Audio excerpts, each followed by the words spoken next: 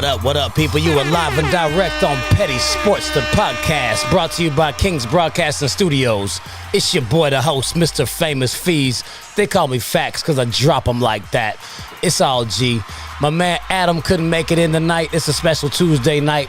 Just like we told y'all last week, we're going to start rotating these things every Tuesday and Wednesday. Every other week, it's going to switch up. We'll be back next week on Wednesday. So that's what the new rotation is going to be. But, man, I still got a hot show for you tonight. I got all kind of content on deck for you. You know we got to talk about these NBA Finals, so, I mean, that's a given. I'm going to give you a nice little breakdown on Space Jam, the 96 version versus the 2021 version. Man, we got some college football, a little Olympic issues going on, some Atlanta United. You know, I got to show my Five Stripes some love. And I know y'all ready for me to break down the AFC East. Y'all always be like, he the Patriots fan. What's he going to say about it? It's about that time. I'm going to be in here with y'all for 2 hours. Y'all strap in, get your drink ready, get your popcorn, get your sticks. Everybody, be on notice. If you want to call into the show, make sure you holler at me. If you got a take, you think you can actually get with me like that, it's 678-871-9602. Hit me on the petty line. I'll take you out accordingly. Whichever way you want to go with it, it's all G. So check it out, man. Y'all know we always come out off the top, give you something with a little headline that's been hitting. So, I mean, I got to get you a one. I was wavering which way I wanted to even go with it. There's a lot of stuff going on right now. But I think the most interesting one to me right now is that guy that used to play for my team, Thomas Edward Patrick Brady Jr., that guy. He went to the White House today with the Tampa Bay Buccaneers. Why it was significant? It's the first time he's been there in 16 years. And I know that sounds crazy because, you know, he's won multiple Super Bowls in that span. But he hasn't been since they won the 2004 championship. He went in 2005, back when Bush was still in office. He won in 2014. He didn't go while Obama was in office. But, I mean, for most folks who feel like he didn't go to that one just because of the mere fact that he had the Deflategate thing going on, and he really was like under scrutiny and under fire with all the legal battles and everything. But, you know, folks will take it the way they want to take it. Then he didn't go in 16. He didn't go in 18 after he won either one of those because that seemed like a PR thing. He didn't want to go and be associated with Trump, even though he had the MAGA hat in the locker room. So he decided to go this year. He went out there. He cracked a few jokes. He was out there messing with Joe Biden. So, I mean, it was kind of funny. I mean, he went in there, talked about the Week 4 game, I think it was, against Chicago, when he's like, man, I forgot the down on one play in 21 seasons played, and then they called me Slow Tom. So he tried to play off the Slow Joe type thing. So, I mean, he went... You know, they were dry Seinfeld jokes, but he got them in, though. I mean, even he went for that one. Then he was like, man, I can't believe that we won. And there are a lot of people who still don't believe that we won. Like 40% of the people still don't believe we won. So, I mean, he took a little shot at Trump with that one. So he came in, got his little stand-up routine on. You know, he finally went to the White House. I mean, it's crazy that you've won 7 championships but only went to the White House 4 times. So he skipped quite a few trips to the White House. So, I mean, that just is what it is. So, you know, I mean, we always got to drop you a little bit of current news before we get into the real.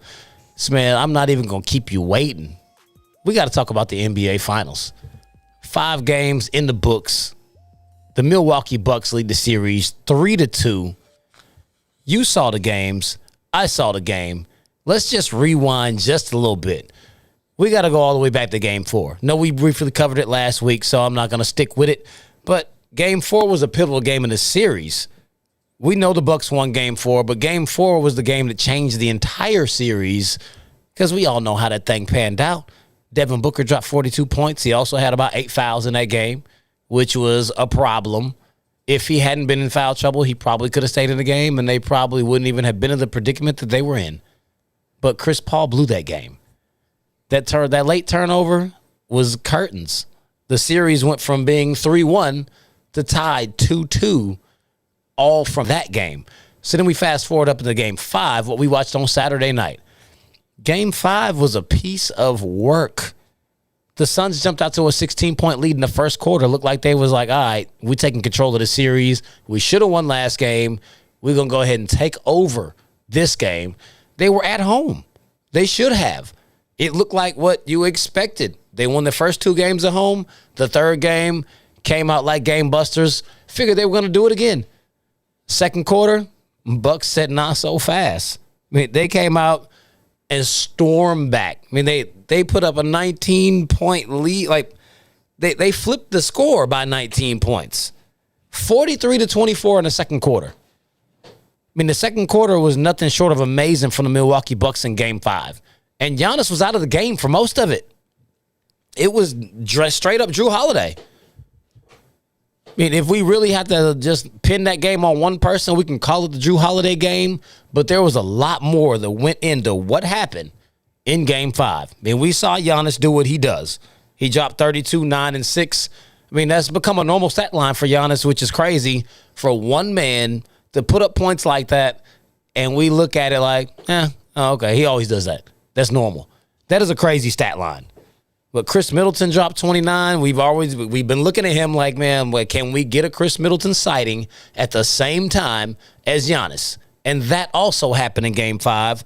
But then we got Jrue Holiday put up 27 points and 13 assists. So, I mean, they had big 3-level production out of these guys in Game 5. And it was still a 4-point game. So, when you look at it, these teams are very evenly matched. I mean, it wasn't like the performances on the other side were to scoff at.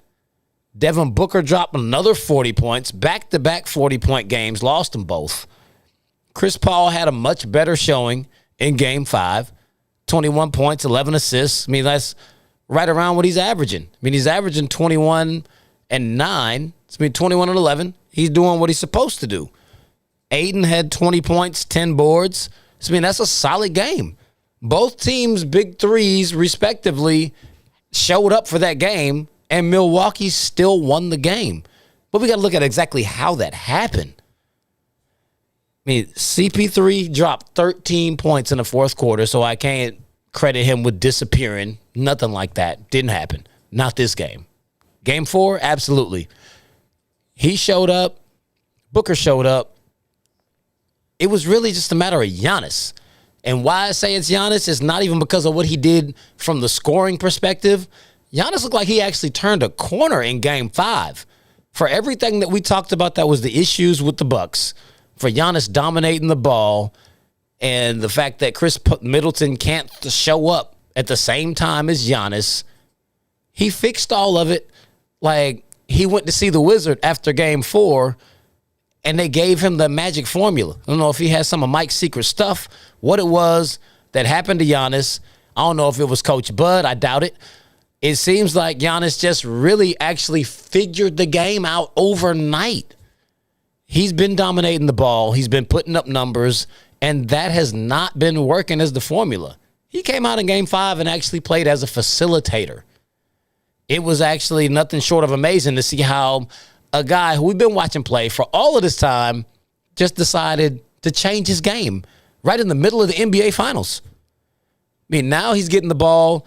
He's passing early, distributing the ball. He's moving it early in the clock. So you don't see it in his stats. His assist game didn't have a crazy uptick because that's not what actually happened.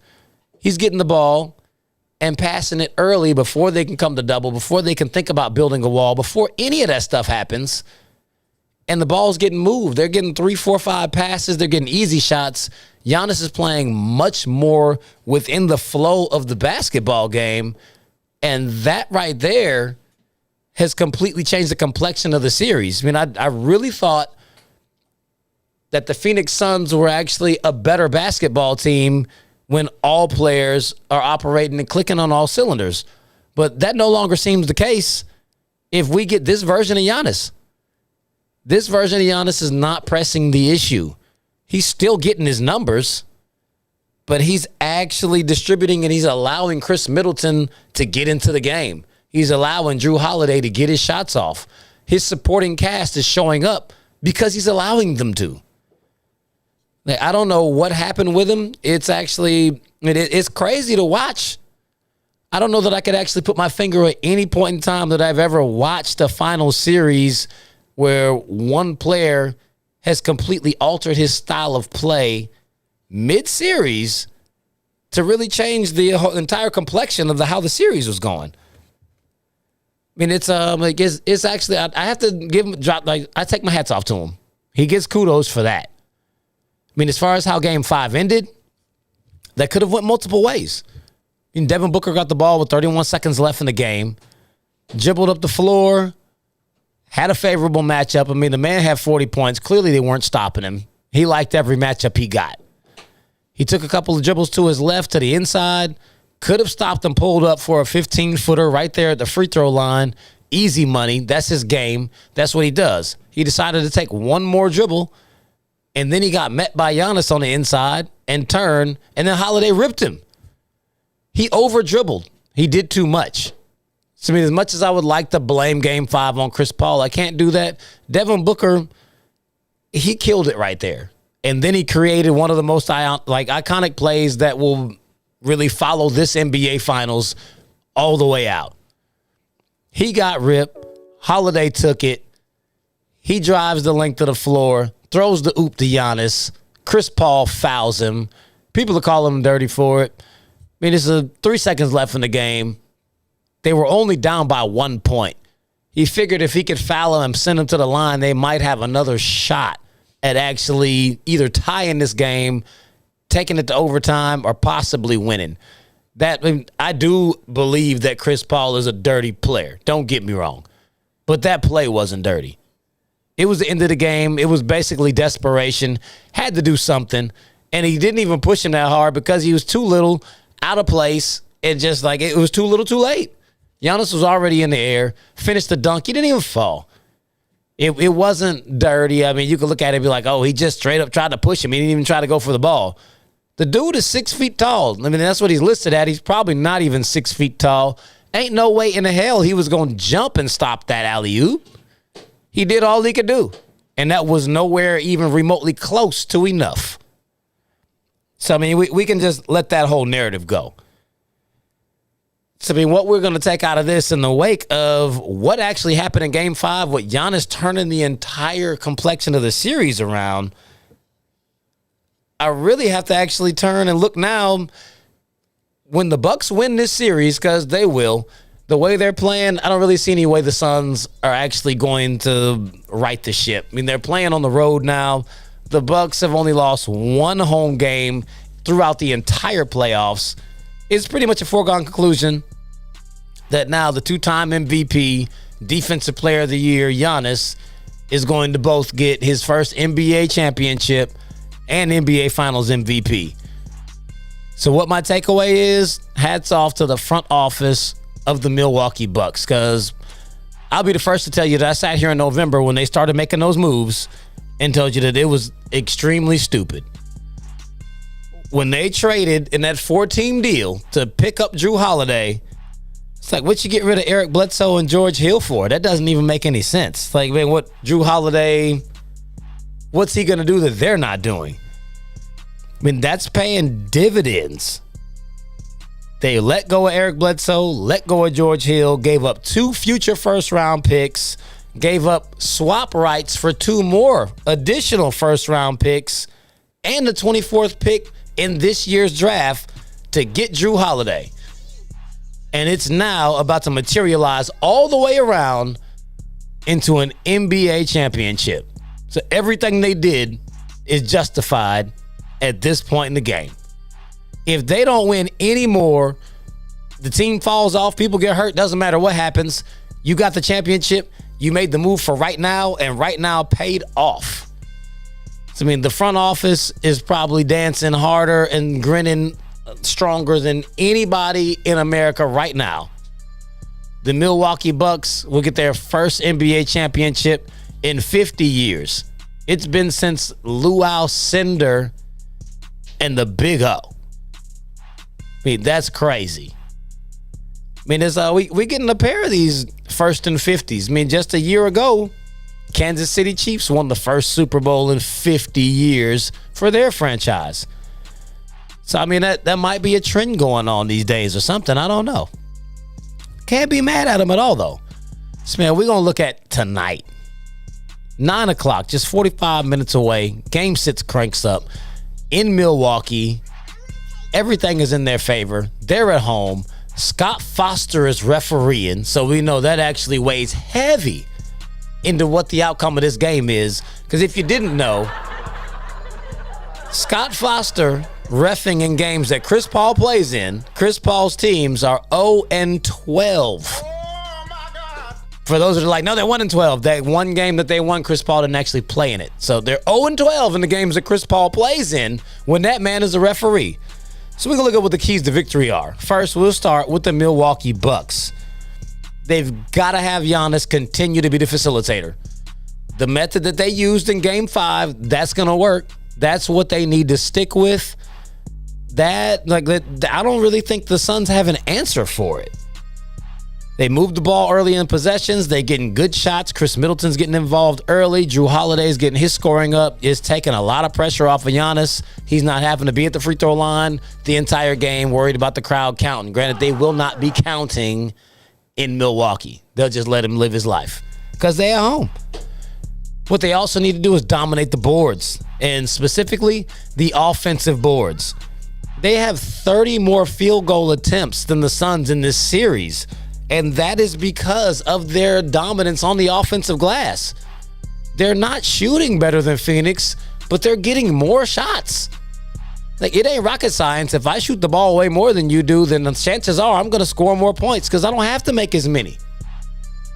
They shoot, they miss, they get more possessions, they eat more clock, they get more points, and that has shown in this 3-2 series lead that they're holding on to now. But in addition to that, I think they need to keep the pace down, slow the game down as they have been. They're controlling the clock. They're controlling the boards. They're dictating everything in this series to the Phoenix Suns outside of Devin Booker's outbursts. They're really having their way with them. Doesn't matter how hard Phoenix comes out, they always come back. Like, you can't even have faith in a fast start for Phoenix. You already know they're going to come back. And the last thing that they need to do is just use the home court to their advantage. That home crowd is really going to place a lot of pressure on the visiting Phoenix Suns, who are back up against the wall. Chris Paul's the only person in this entire series for the Phoenix Suns who's made a playoff run, let alone a deep playoff run, to even understand what the complexion of this pressure is. And that's discounting the fact that he's never been to the finals, so he don't know what this pressure is.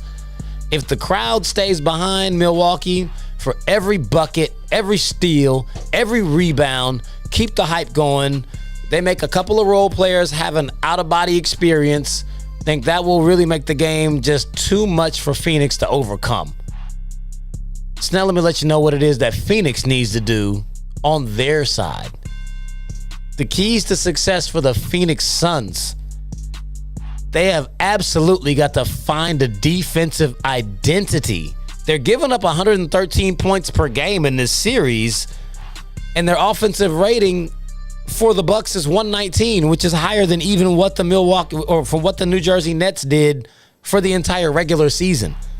They're not stopping anything. Giannis is having his way. Chris Middleton's having his way. Drew Holiday is having his way. Whoever for the Milwaukee Bucks decide that they want to play tonight, they can do whatever they want to with them. They're not defending anybody. They're just relying on their offense to outscore them. So, I mean, if they can at least put forth some type of defense, Monty Williams is going to have to change whatever strategy he's got. I hope he actually went back to the drawing board. He gives lots of really great speeches, but that stuff is not translating to the basketball court at all. They've got to limit the second chance buckets. Just like I told you about how Milwaukee is dominating the offensive glass, they've got to start putting a body on people. Box out. You cannot give up these kind of offensive rebounds. I mean, it's sad. They've given up 68 offensive rebounds through these 5 games. That's 13 per game compared to their 36 total for the entire series. I mean, that can literally, that one stat could actually be the difference in the entire series. They're getting so many more possessions than the Phoenix Suns. They're making the game harder than it should be. I mean, Chris Paul, let's just keep it 100. He's got to stop turning the ball over. He only had one turnover last game, so, I mean, he did seem like he got a handle on it. But all in all, through the series, it's really seemed like ever since the point that Jrue Holiday started defending him, he's been having problems. It is not that he's been having problems scoring. He can't distribute the ball and make plays for other players like what his job and his role is. He's having such a hard time getting around him, getting plays off. He's having to decide whether or not he wants to score or actually create plays for everyone, and it's really throwing him off. Like, he's really gotten all the way in his head, and he's actually showing why he was a first team all defensive selection this season and why Milwaukee made the move to bring him in. I don't see Eric Bledsoe doing this to Chris Paul in this series. I mean, hats off to Eric Bledsoe. CP3 is really going to have to live up to all of the hype that he's had. I don't believe it, but you've been getting it. It's time. If you lose today, it's going to be open season, and y'all really ain't going to... Somebody going to have to tell them don't tune in next week. I'm going all the way in if they lose. Up 2-0 and then lose 4 straight in the finals? Especially as close as these games were? Wasn't like there was anything freak occurrence that happened. You're just losing. Tight basketball games. Bruh. But I think what the Phoenix really needs to do is actually involve DeAndre Ayton into the offense early and often. I mean, if you just look at what he's actually been able to do in this series, he's kind of been forgotten and washed in the shuffle between the expectation of CP3 being the MVP and everybody in awe of the numbers that Devin Booker is putting up offensively. But just take a quick pause and look at DeAndre Ayton. He's averaging 15 points per game, 13 rebounds. He's shooting 57.7% from the field and 94% from the free throw line. If you run the offense through him, he'll get your other guys more open shots. They don't have to work as hard to get their shots. He's clearly money from the free throw line. The dude's 16 for 17 from the free throw line for the series. He's only missed one the entire finals. I mean, that's major, especially for a player that young. That actually wasn't. I wasn't coming for him. I'm just saying. The dude has only missed one free throw the entire finals. It's like, man, involve him more in the offense. It'll make it flow better. It'll definitely help y'all in this half court because the Bucks are trying to slow the game down. If you're going to slow it down, you're going to have to play some old school 90s style basketball. Throw the ball to your big man. Let him work. Let him distribute. It ain't rocket science. Monty Williams is going to have to really pull out a cold piece of coaching in order for them to get back into this series. So, I mean, if they don't win tonight, then that's a wrap. So you ain't even really got to think about it anymore. But, man, it's 8:24. Y'all heard the alarm go off. Now you got me real quick. I wasn't fast enough on the draw, but it's all good. I'm going to count us down, Petty Nation. 3, 2, 1. Kobe. Rest in peace to the Black Mamba. You know, every Wednesday night, every Tuesday night, don't matter which night we on, we always going to pay homage to the late, great Kobe Bean. Now, we about to get up this little graphic with a couple little scenes. Like, you can't ever forget the killer that was the Black Mamba. So it's all good. I don't think we're going to get that one up today. So check this out. I got another hot one for you. I'm going to stick with the NBA, though. We going to Dame time. None other than Damian Lillard. Reportedly, he said he wants to request a trade.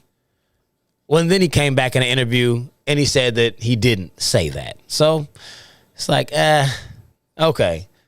I've heard this multiple times now that Dame has said he wanted to leave and then he said he didn't want to leave. I mean, I've seen tweets that he's like, oh, no, he's with the old school. He wants to beat these guys. I mean, I don't really believe you anymore. I think he is going to leave. He's clearly weighed out his options in Portland. C.J. McCollum and Carmelo Anthony, they're not it. It's not enough for him. He's got to leave there. So now we got to look at the places that he possibly could land. So, I mean, I think one of the best landing spots for him would definitely be Philly. The Philadelphia 76ers, they would definitely have to give up. I'm scared to shoot the ball. I can't shoot the ball. Ben Simmons, which I don't think anyone in Philly would have an issue with. But now you be looking at a lineup with Damian Lillard, Seth Curry, Tobias Harris, and Joel Embiid in it. I mean, in the Eastern Conference, I think that is very comparable. They could really make some noise running with that squad in the East. I think the contracts would line up because Ben Simmons does have a pretty sizable contract. I don't know what he's making, but I don't think he's making as much as Dame. Dame is looking to win, and they're talking about making a trade. They're going to give up some pieces. I think that really could work. Philly is definitely, I mean, they act like they're standing behind Ben Simmons. They're just saying what they need to say in case they can't move him. They absolutely would jump at the opportunity to get Damian Lillard. I mean, I've heard that they're one of the teams that's really like full steam ahead trying to get Dame already. I mean, Philly would be a great landing spot for him. So now we move on to the Miami Heat. That could be a very interesting spot for him. Just imagine now with the Miami Heat lineup, that team is very deep. Don't know who all they would have to give up for him, but just looking at what they have right now, we could be looking potentially at Damian Lillard, Jimmy Butler, Goran Dragic, Duncan Robinson, and Bam Adebayo. They got Tyler Herro coming off the bench. Like that's a hell of a squad. I mean, that Miami team did go to the NBA Finals last year in the bubble. I mean, we've seen they got potential. They rely on Jimmy Butler to do too much scoring. That's way more scoring than what Jimmy's actually capable of. So I really think that could be the move for him. So now we'll move on to the next squad, which I know everybody's been looking at. If he is to go to the Los Angeles Lakers, Dame Lillard, KCP, LeBron, Montrezl Harrell, AD. I mean, that seems like a hell of a squad. Just like we talked about some weeks ago, I really think that Dame would mesh well with this team just for the mere fact that LeBron has reached a point in his career where he needs someone else that can actually carry a load. AD is not that reliable. I mean, this would pretty much this would be a super team that would rely on Dame to do a lot of scoring, but it would be very easy for Dame. And his scoring might actually come down, but his assist numbers will go up just because of how easy the game will become with him out there on that squad. So now, outside of the Lakers, there's an outside chance that he could make his way to the Clippers. So we assume that if he goes to the Clippers, then they're absolutely going to get Kawhi Leonard. So you have Dame Lillard. You can sub in Terrence Mann, PG-13, Marcus Morris, and Zubac.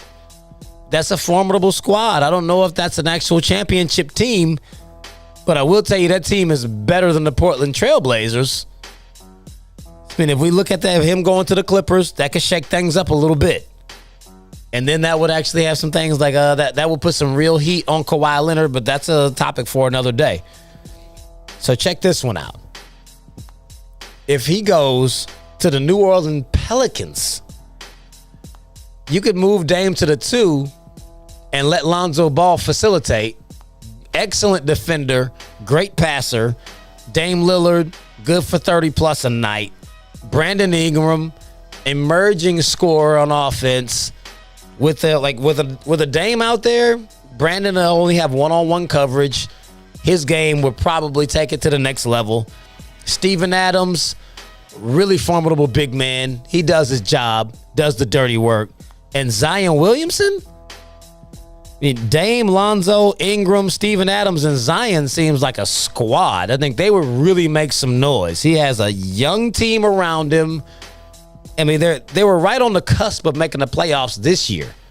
So I would really like to see that. Dame to New Orleans, I think that would be a good look. But look at who's in the finals right now. What if, after the Suns lose tonight, they make a deal for Dame Lillard and ship Chris Paul out?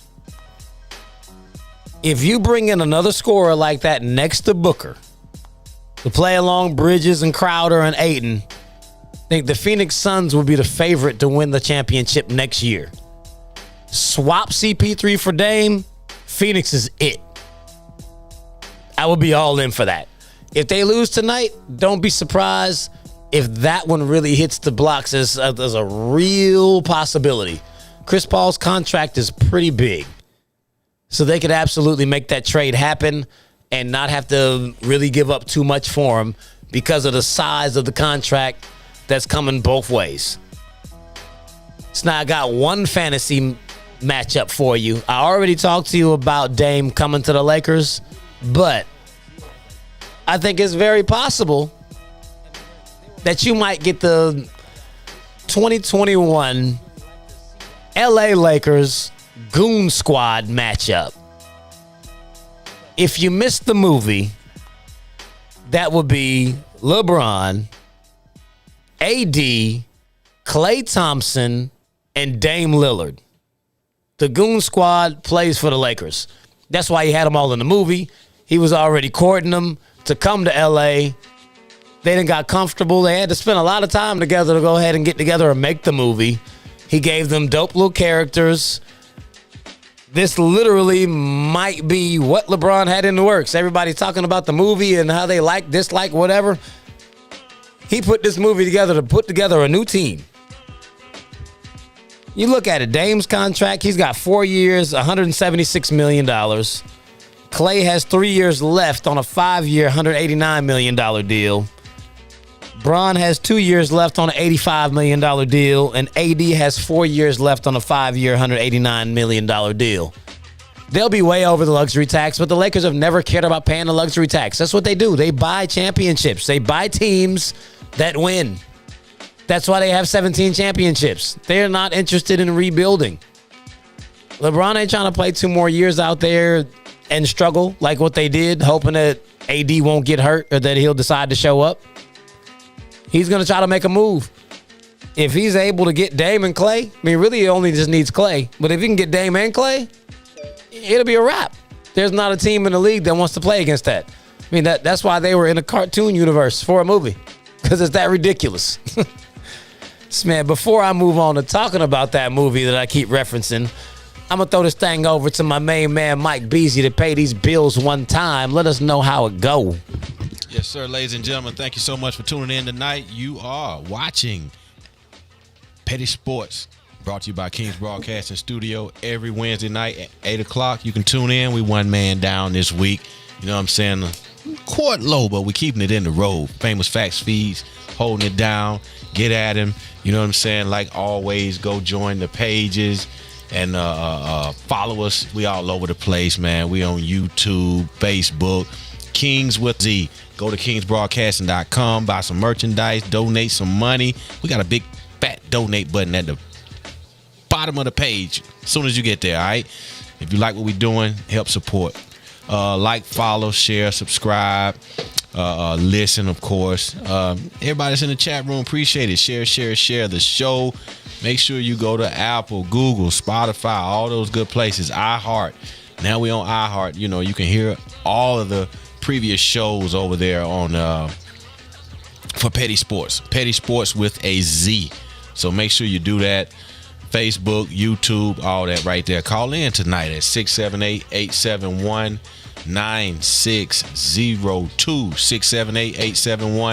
678-871-9602. That's how you can be a part of the show tonight. All right? You know what I mean? So let us know what you think. Go off in the comments. You know what I'm saying? I see Adam out there watching, you know what I'm saying, doing what he doing. You know, we'll have him in here next week. He'll be on point. But we miss you, big guy. Famous Facts feeds on deck, ladies and gentlemen. You know what I'm saying? Holding it in the road, talking basketball. We got a whole lot of show left, so appreciate y'all. You know what I mean? ATL. Back to the regular scheduled program. Yes, sir. Yes, sir. I will not keep you waiting any longer. Just like I advertised, we about to talk about Space Jam. No, most of y'all watched it this weekend. I went and saw it Friday night when it came out. Movie was good. I don't know what a lot of the folks were talking about. Say Rotten Tomatoes gave it a bad review. Like, first and foremost, they were both kid movies. I was a kid when the first one came out. When this one came out, it was like, yo, the graphics and everything should be better. They had a template to build off of. It should have been better. It would have been ridiculous if it wasn't. So, I mean, we just look at a head-to-head comparison because I know that's what all of y'all like to do. Opening weekend, the first Space Jam in 1996, it did $27.5 million. Number one in the box office. This Space Jam, The New Legacy, 2021, $31.65 million opening weekend, number one in the box office. They were both number one in the box office, so they were both highly successful. So, I mean, for the folks that are really just going just entirely too deep on it, I'm going to get to you. But let's just go down as we get to ranking them head to head. The plot for the 96 movie, it was basically all about Mike and how he retired from basketball. He was playing baseball for the Birmingham Barons. He got sucked into a golf hole and then had to play a basketball game with the Looney Tunes for them to get their freedom. I mean, it was pretty simplistic. They had some nice little cameos to it. I mean, that was the whole thing. The whole premise of that movie was like Michael Jordan just rekindling his love for the game of basketball. So, I mean, it was cool for the time. I mean, I really felt like the soundtrack was better than the movie, but I enjoyed it when I was younger. When you go back and watch it, you're like, oh, man, it really wasn't what I thought it was, but it wasn't for the older me. It was for the younger me that watched it when it came out. Now we look at the new one, the 2021 version, LeBron's son. He created a little video game. He gets stolen into a computer-generated world by the character that Don Cheadle played, Algae Rhythm. He gets pitted against his dad, LeBron, in a winner-takes-all basketball game in the actual game that he created for not only their freedom, is for him not to delete the tunes from everything, and for the freedom of all the spectators that were sucked into the game using the technology that Bron's son created.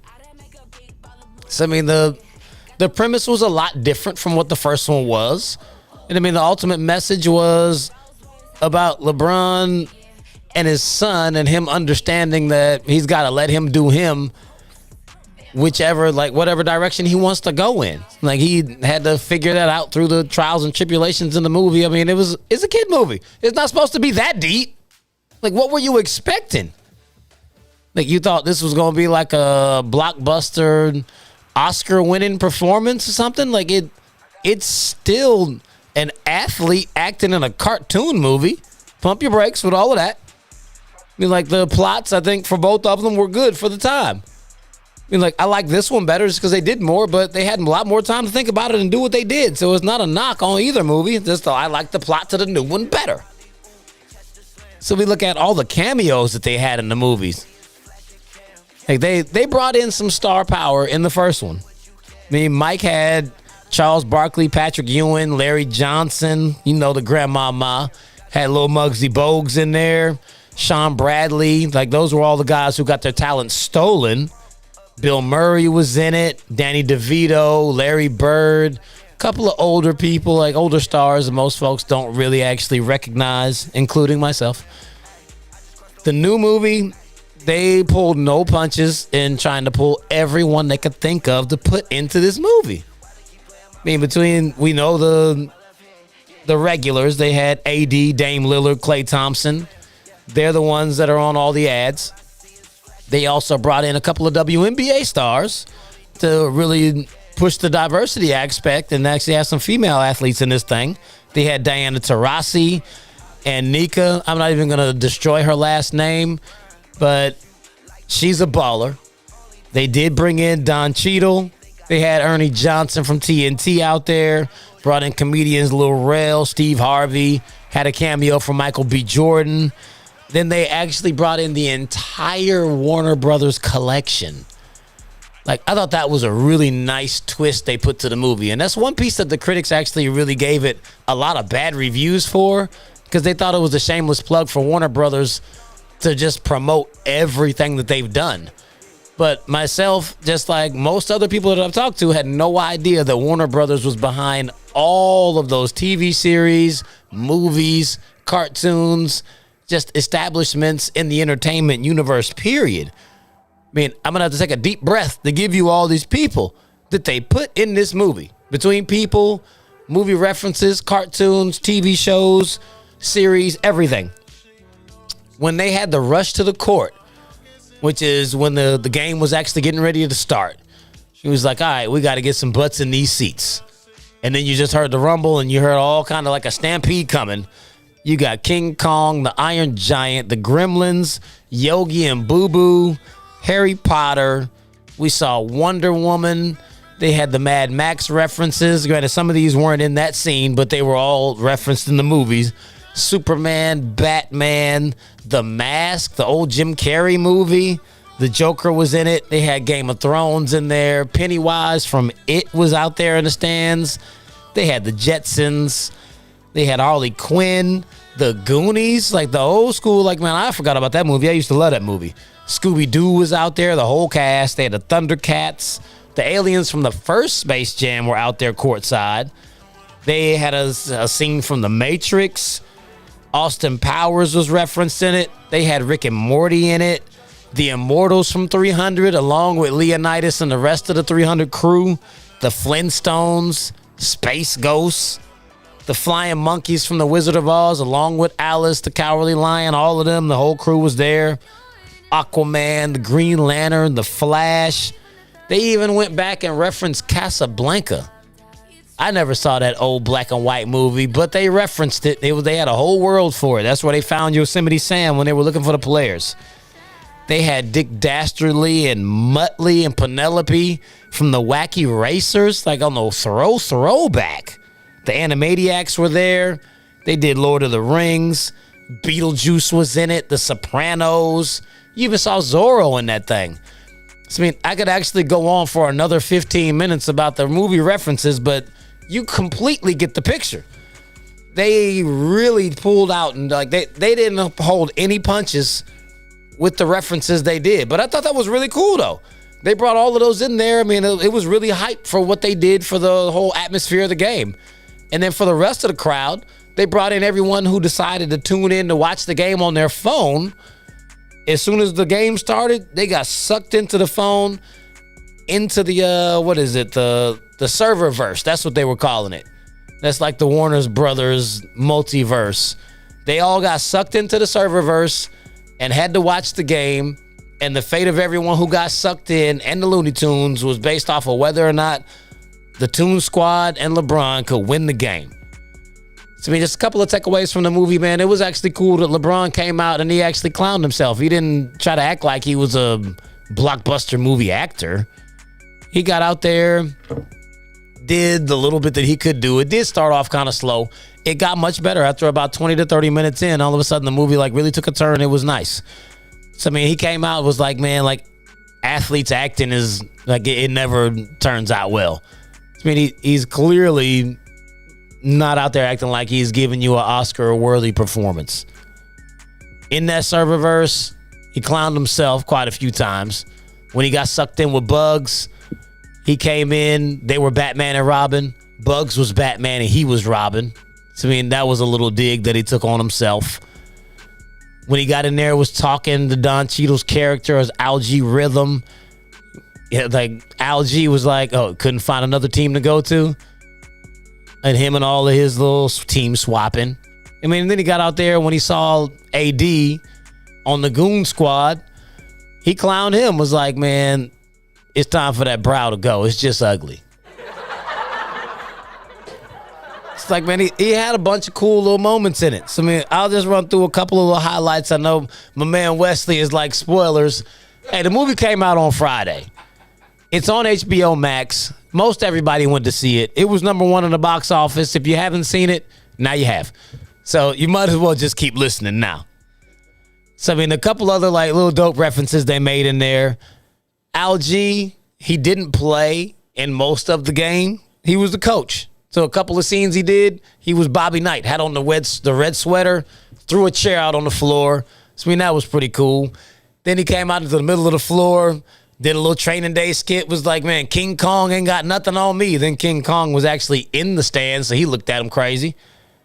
He also did a Bill Belichick thing. They had him out there with the cut-off sleeves on his hoodie and the headset with his mouth over it. I mean, with his hand over the thing like he's trying to cover it. So, like, they threw all kind of references they can get in there. My favorite reference in there was the Dame time. mean, the Dame time was dope. He came out. His character was Kronos or however you're supposed to say that. But Dame time, he could literally stop time.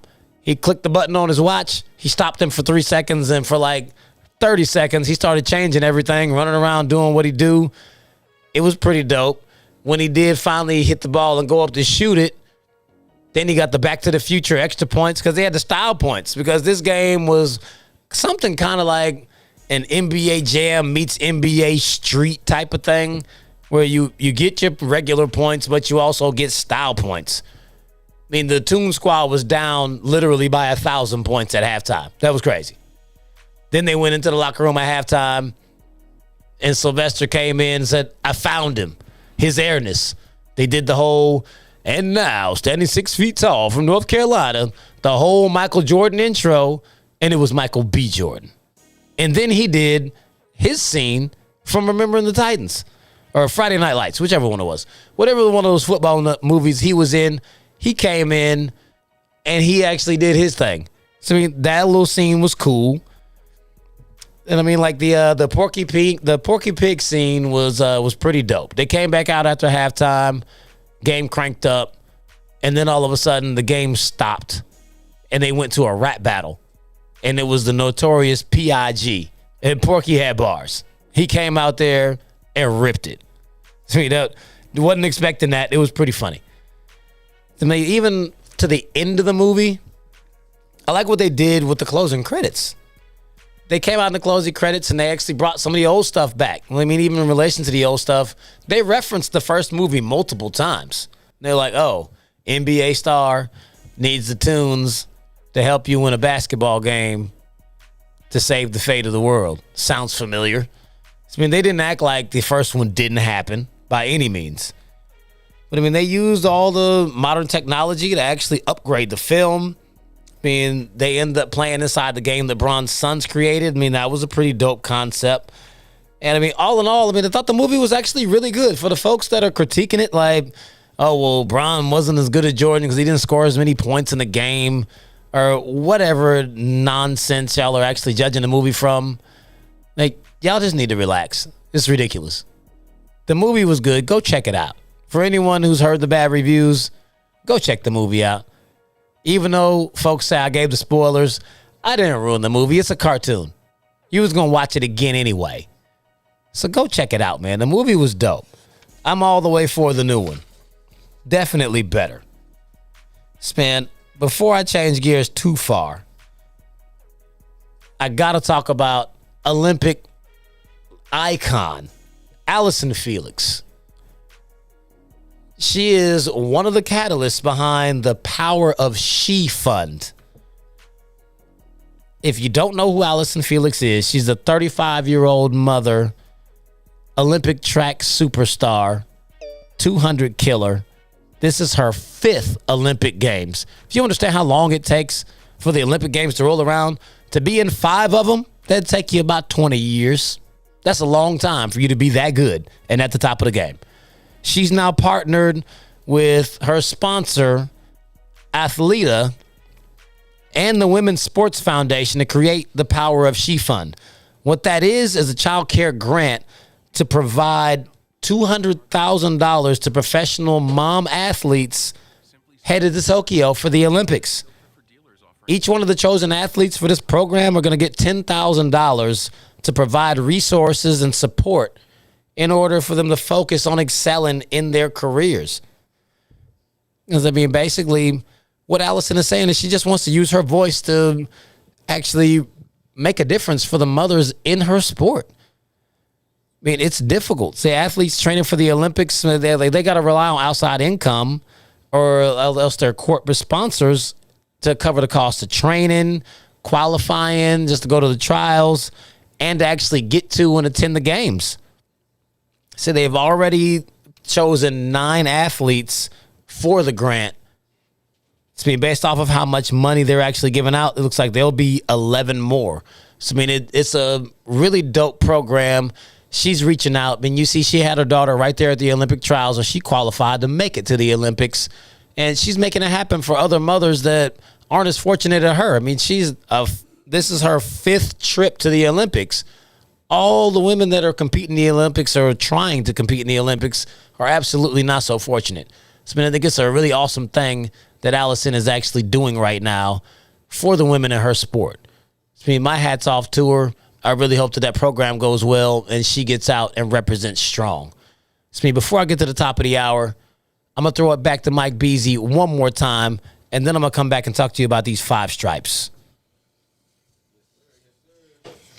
Ladies and gentlemen, once again, thank you so much for tuning in, like always, being those great, fabulous guests that you are and viewers, keeping the viewership up and going. Thank you. Keep sharing the show. Stay at us in the chat room. All that good stuff. Call in. Somebody be bold enough to call in. Y'all gonna leave fees out here by itself tonight, man. 678-871-9602. 678-871-9602. That's how you can be a part of the show tonight. All right? You know what I'm saying? You can go over to Facebook, YouTube, hit Petty Sports. That's with a Z. Petty Sports with a Z. Subscribe and like those pages so anytime they go hot, you'll be notified and you can tune in right away. Also, go to Apple, Google, Spotify podcasts, iHeart. You can hear all of the previously aired shows there for Petty Sports. And, this show will be up tomorrow before noon, perhaps. So stay tuned. Stay with us. Keep going off in the chat room. What's up, Wesley? That spoiler alert, something serious, ain't it? Go to kingsbroadcasting.com. Get you some merch over there. You see we got the new fresh hats in. You know what I'm saying? We got some more shirts. It's going down, man. You know what I mean? Petty Sports like to stay fresh. So when we be in the streets, I'm talking about, we on point like that. We got other gifts also, tumblers, mugs, everything.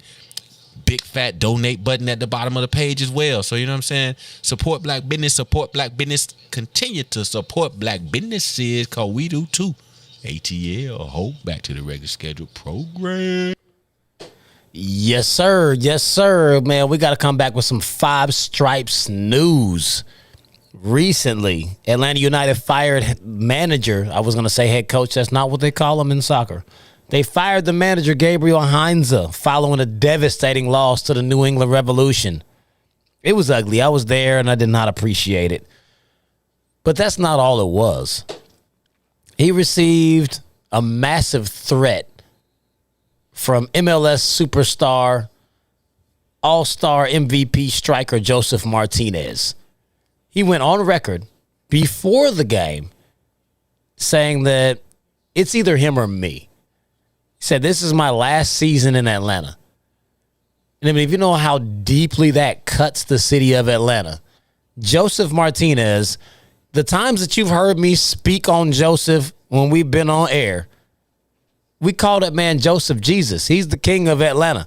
The dude came in 2017 when we got the team, balled out of control in his first 2 seasons, scored more goals than any MLS player has ever scored in the history of the sport of that league. Won an MVP, a championship, MLS Cup MVP, brought us a couple of more trophies. Joseph can do no wrong around here. We all know last year he suffered an injury, missed the season, and he's just now nursing his way back. But you cannot have a head-to-head battle with the team/city's iconic player while he's still in his prime and think that you're going to win it as a first-year head coach.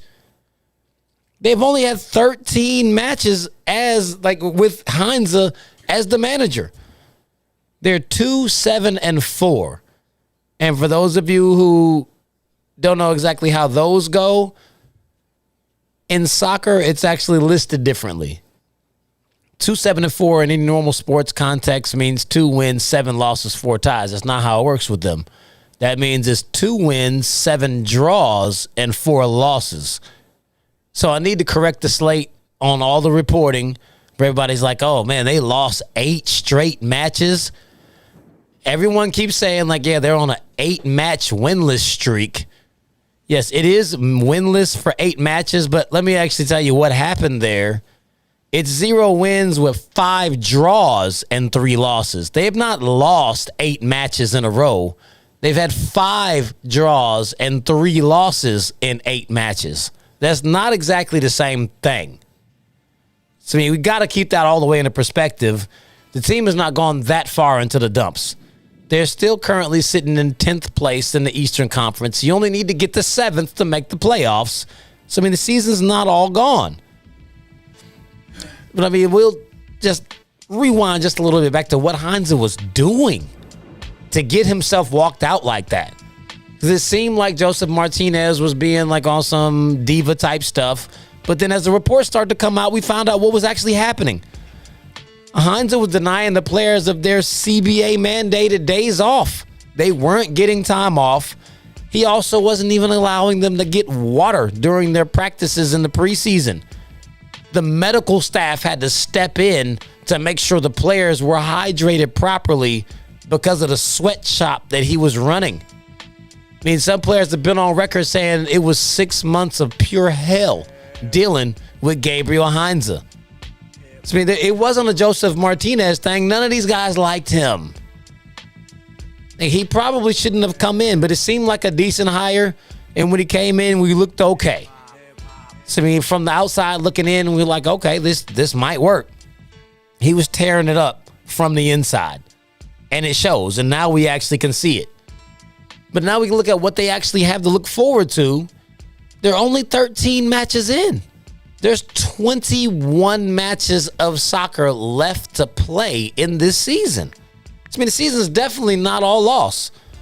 I mean, just like I told you, only need to get to the 7th seed to make the playoffs.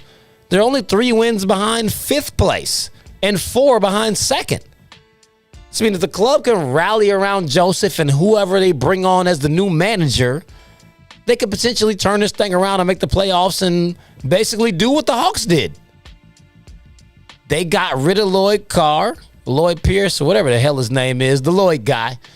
They brought in Nate McMillan. They turned the entire season around, made it to the Eastern Conference Finals. No one picked Atlanta to make it that far this year. They figured like it might be promising. Hopefully they can make the playoffs, but definitely no one picked them to go to the conference championship game. So, I mean, I don't see any reason why Atlanta United cannot rally around this thing, pick themselves up by the bootstraps, and do the same thing as the Hawks. They can absolutely pull themselves all the way back into contention.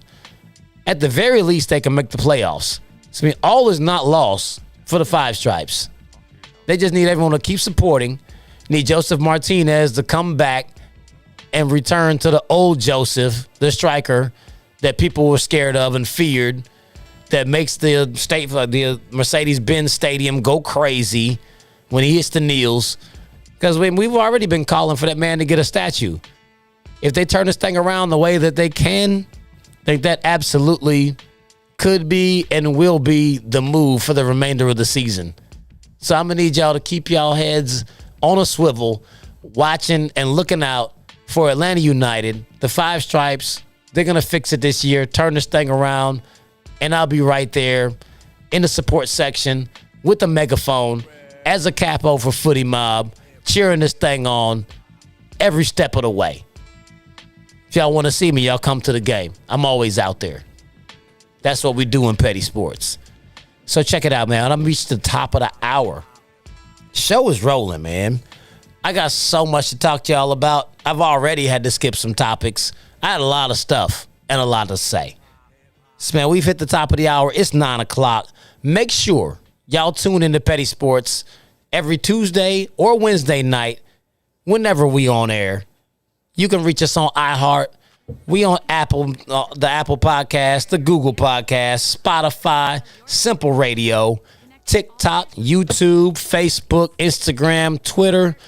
You can find us everywhere that you stream. Whether you want to live stream, you want to listen to your podcast, Petty Sports is the way to go. We come with the hottest content every week, the hot takes, everything you need. You can call in, chop it up with me and my man Adam, who is normally always here. He'll be back next week. So make sure y'all keep it locked. Tune in for us. And we're going to roll on with hour 2. So check it out. You're listening to Petty Sports, the podcast, brought to you by King's Broadcasting Studios. It's your boy Famous Fees, the host. They call me Facts.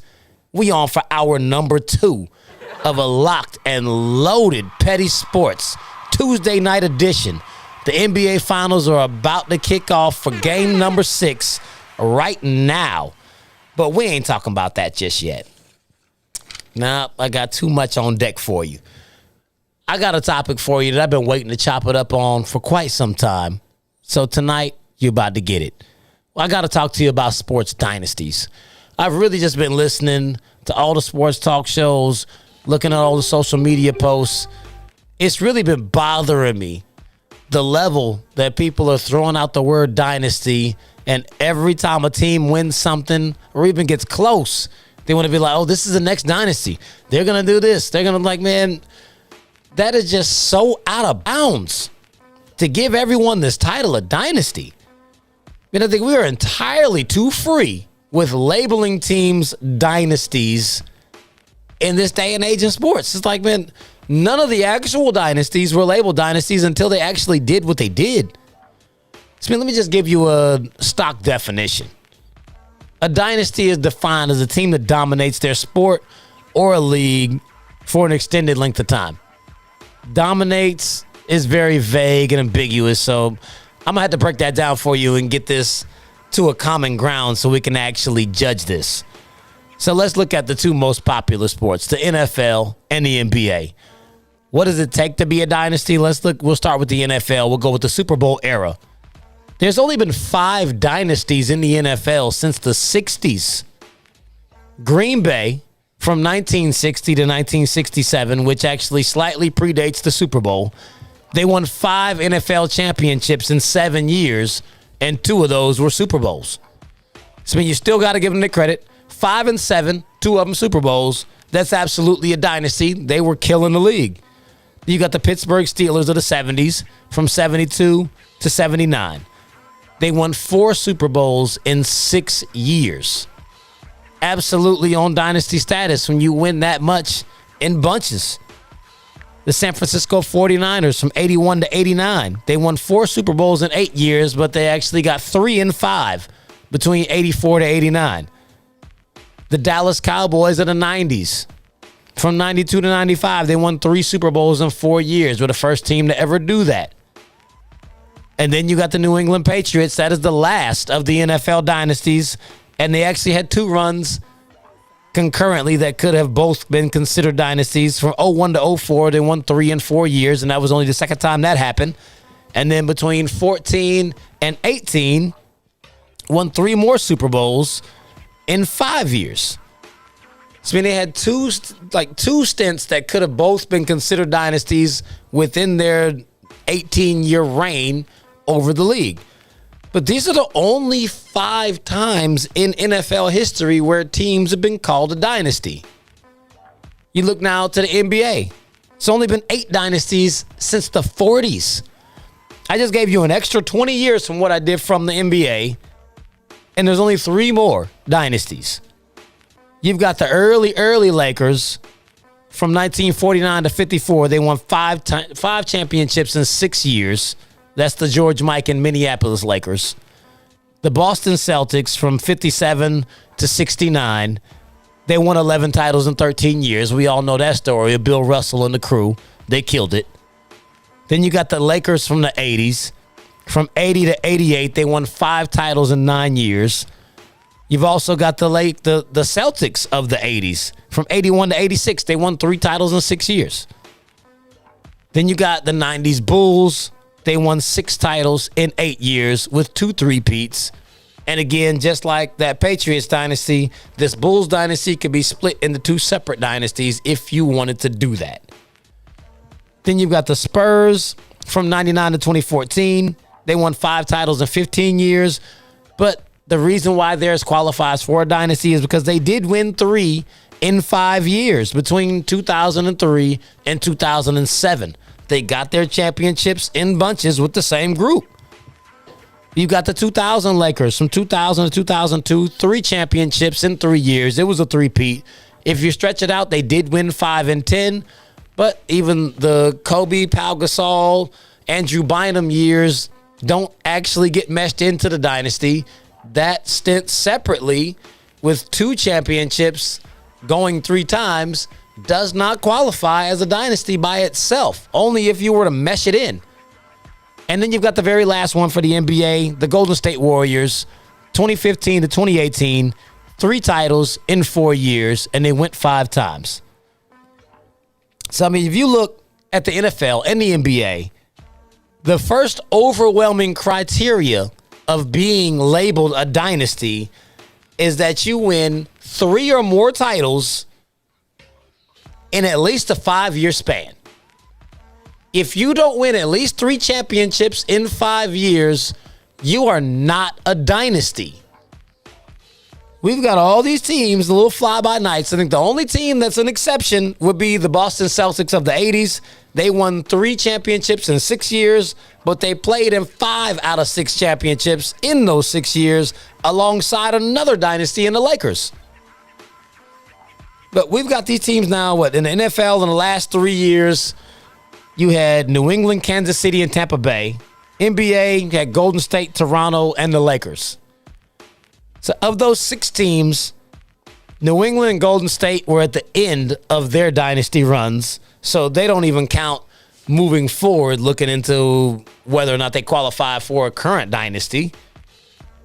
The Toronto Raptors, they were one and done. They had Kawhi. They got their championship. You can't take their hardware away from them, but dynasty, not in the question at all. Then you got Kansas City. They won the year before last, and they lost last year. They still have the potential, if they're to win 2 more championships in the next 3 years. But that's a massive if. They're sitting in the same boat as what Tampa Bay's sitting in. They won 1 championship. You've got to rattle off at least 2 more before you get that distinction. Even though it's Brady there, Tampa's not a dynasty. Brady's on something that doesn't have a label right now. All the championships in New England, and you turn around and go to Tampa and you keep winning, that's something beyond, like, we don't have a word for that. It's not dynasty, though. I'll tell you that. The last NBA champion was the Lakers. If they're able to pull off the Lakers goon squad move, bring in Clay and Dame Lillard, they might could run off enough to consider that a dynasty. But as it stands currently, it's about to be the Milwaukee Bucks for this year. I mean, no one is in legitimate position to be talked about as a dynasty. I mean, for folks to be like, oh, who's going to be the next dynasty? You don't know. And we're definitely, for you to try to predict it, it's absurd. You win 1 championship and all of a sudden we're talking about how many you're going to win in years to come. There's been so many one and done teams. When the Bucks win, how many of you are going to pick them to win again next year? Next year you'll be like, oh, but the Nets are healthy and the Lakers are healthy and the Clippers are here and Golden State is back. You're not going to pick them. They very well could be the favorite to win next year, but you ain't going to pick them. Just like Tampa Bay won the Super Bowl last year, and they're not the odds-on favorite to win the Super Bowl this year. It's the Chiefs. That's just how it works. It's extremely hard work to be a dynasty. So all the brakes need to get pumped, and everybody needs to simmer down with trying to place this label on teams. They're just simply not. Everyone can't be a dynasty. And I'm getting sick of it. Y'all got to cut it out. Until you meet the criteria, miss me with the dynasty talk. So, man, now I'm going to double back to a topic that I actually didn't get a chance to get to just a few minutes ago because we made it to the top of the hour. I'm going back to basketball. Got to talk about Team USA in these Olympic Games. I mean, it's been really shaky. I mean, I know y'all have been following, even if you don't follow sports, that's been on the general and national news on a regular basis. Team USA has really been struggling. Bradley Beal is not going to the Olympics because of COVID protocols, and Kevin Love has withdrawn because he shouldn't have been on the team in the first place. So that wasn't a bad thing. But now we're just going to look at these 2 players and what they brought to the table and what now Team USA is missing. Bradley Beal was averaging 31.3 points per game in the NBA, and Kevin Love was a 12-point per game guy. They've now been replaced by Keldon Johnson, a 6'5" small forward, second year out of Kentucky, plays for the Spurs. and JaVale McGee. JaVale McGee? Like, what were we going for here? Keldon Johnson is a 12.8, so basically 13 point per game guy. JaVale McGee, 5 points per game. So, I mean, if we look at what we subtracted in Bradley Beal and Kevin Love versus what we added in Keldon Johnson and JaVale McGee, we subtracted 43.5 points per NBA game, and we added 18 points per game. That is a 25 point per game deficit in this swap for two players. So let me put that all over in perspective. 25.2 points per game will be 15th in the NBA this season in scoring. That's more than Kawhi Leonard, Jaylen Brown, Julius Randle, Brandon Ingram, and Paul George. You could have gotten Trae Young, who averaged 25.3 a game. Could have gotten Zion Williamson at 27 a game. They were on the slate, like they didn't make the cut. How did you decide not to bring them on after you lost players? They should have made the team in the first place. But now you lost players and you still didn't bring them on. I mean, it's nothing short of amazing to me. I mean, now you had what people think was a signature win against Spain, as if Pau Gasol ain't 175 years old, and we hadn't written Marc Gasol off with his putrid performance with the Lakers, and Ricky Rubio, who we forgot existed. It took you 3 quarters to get a hold and a grasp on that game, but you had a good fourth quarter, and all of a sudden everybody's like, oh yeah, they're poised to win the gold. I would not be so confident in this team to think they're going to steamroll anybody. They're struggling against second or third rate NBA players, retired NBA players, and people who are forgotten NBA players. It doesn't make any sense at all with the collection of talent that is on the USA team. I mean, it seems like they're legit banking on this game ending tonight. Like they need the series to end tonight. Greg Popovich and everyone on the Olympic Committee who put together the USA basketball team is rooting. Oh my goodness, that was ugly. Is rooting for the Milwaukee Bucks tonight. They need this series to end right now. Why? Because they got Devin Booker, Chris Middleton, and Drew Holiday all slated to be on this Olympic team. So if they get them on this squad, like, I mean, the first USA team game is on Sunday. If the series ends, they can go ahead and ship them on out to Tokyo right now. If the Suns push to Game 7, they got to play Thursday, and it might be shaky as to whether or not they'll get those 3 guys for Sunday. I mean, I don't know. I know they got plenty of money. They got private jets and everything. They can get there, but they might want to have a little bit of time to decompose after a 7-game final series before going to the Olympics to jump right back in it. So, I mean, that's kind of hit or miss. They definitely need for this series to end quick, fast, and in a hurry. I mean, Team USA is in trouble. I really just don't have a lot of confidence in what they're doing. I mean, one could blame Greg Popovich for the way he's utilizing the roster, but at the end of the day, it's like, man, you brought in a bunch of scorers. Nobody facilitates. They're not playing defense. They just feel like they can turn it on whenever they feel like it, and it's not working. They play a different style game overseas. They're not giving you all those calls. All those ticky-tack touch fouls, not happening. Oh, and the three-point line, not as far away. They don't have to shoot from where you shoot from. You shoot 30-footers, you're an extra 2-3 feet behind the line than what you normally are. They're like, oh, okay, you still only got 3 points for it. I mean, it's just not coming together.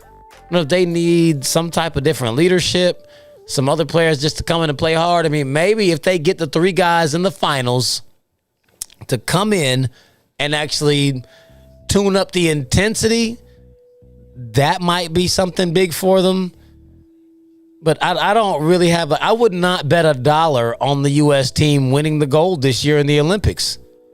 This is looking worse than what we saw out of the 2004 team that forced the 2008 Redeem team. It's like they're really just going out assuming that because they're stars, they're big names, they're supposed to win. I mean, hell, you could have sent Carmelo instead of Kevin Love. He's an international basketball legend. That's what he does. Why would you not send him out there? I don't know. I mean, whoever's being tasked with making these decisions, I don't know how you have your job, and I hope you don't get paid too much to do that. It's ridiculous. Man, I'm going to move this thing along. I got a few more things to talk to y'all about before I get all the way to the real, to the AFC East. So stay tuned for that. Right now, I'm going to take you to college football and the Big 12 specifically.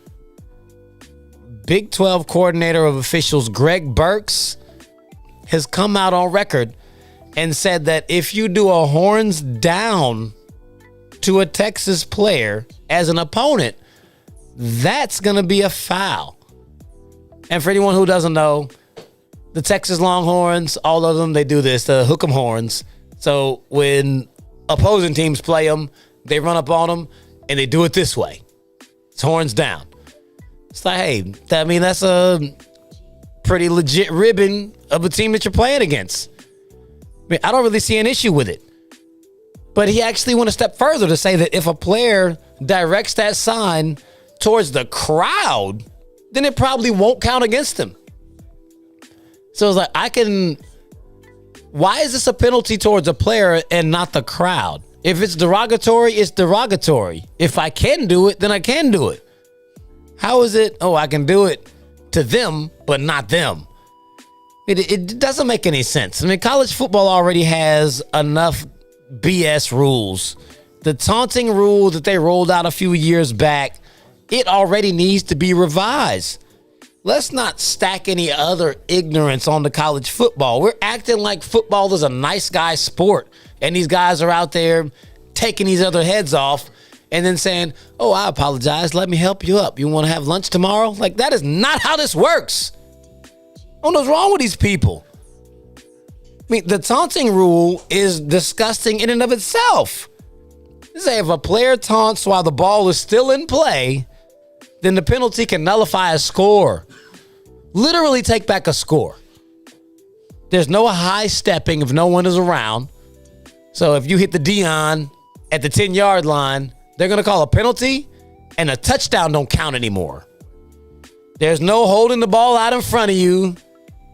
You can't point at a player that can't actually make the tackle, which I don't even know what the verbiage is like that for. So are you saying that if he's close enough to tackle me and I point at him, that's okay? So if like I point at him and then I stop and shake him, that's not a penalty? But if I point at him and he's too far away because I'm way faster, then that's a penalty? It doesn't make any sense. See, there's no diving or somersaults into the end zone, or no diving if no one is close. I mean, do you realize that these rules would have eliminated probably half of Reggie Bush's touchdowns as a college football player? He either did a somersault, dove, turned and pointed, high step, danced into the end zone. Every single one of the touchdowns. None of them were penalties because back in the early 2000s, we weren't worried about it. What changed now? Why did everybody get so sensitive? Like, it's annoying on so many levels. They don't do this in the NFL.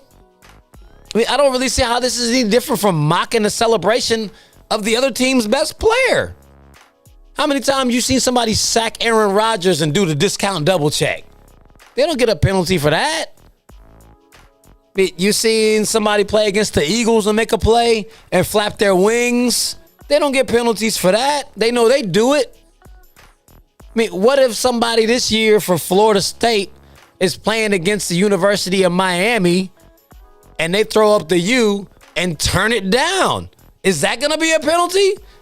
Does the ACC have to employ the same rule now? Since everyone wants to be extra overly sensitive about nothing? It's just stupid. You've seen people sack Cam Newton and do the Superman. That ain't no penalty. You're just making up stuff. I mean, I don't know if this rule only applies to the Big 12, since they say if another player in the conference, which could be subjective to if you're not a member of the Big 12, You could do the horns down in front of a player and it's not a penalty because you're not another Big 12 team, so you don't have to be sensitive to the teams in your conference. The teams in your conference are the ones that hate you the most. There's going to be fights regardless. You can't stop them. They're playing a gladiator sport. These dudes line up for 60 minutes and try to kill each other, and you want to make it nice. It ain't happening. It's just stupid. Like, come on, college football. Every time you do stuff to take steps forwards and you do other stupid stuff, it's like, come on, man, you're ruining the game. I've literally seen this rule ruin a game. Happened to USC. Kickoff return, touchdown. Man, turn a high step. Penalty, no touchdown. Lost the game by that touchdown. It doesn't make any sense for y'all to alter the outcome of games by something so petty. And it ain't petty like petty sports petty. It's stupid petty. I don't like it. So, man, we're going to stick this thing with football. We're going to go back to the man that they call Tom Brady. I know y'all think that we talk about him too much, but he's actually had a lot going on in the headlines recently. If you hadn't heard, we recently been given notice that Tom Brady played the entire 2020 season with a torn MCL, which is nothing short of amazing. I know we look at it and be like, he's not a mobile quarterback, so it didn't mean that much.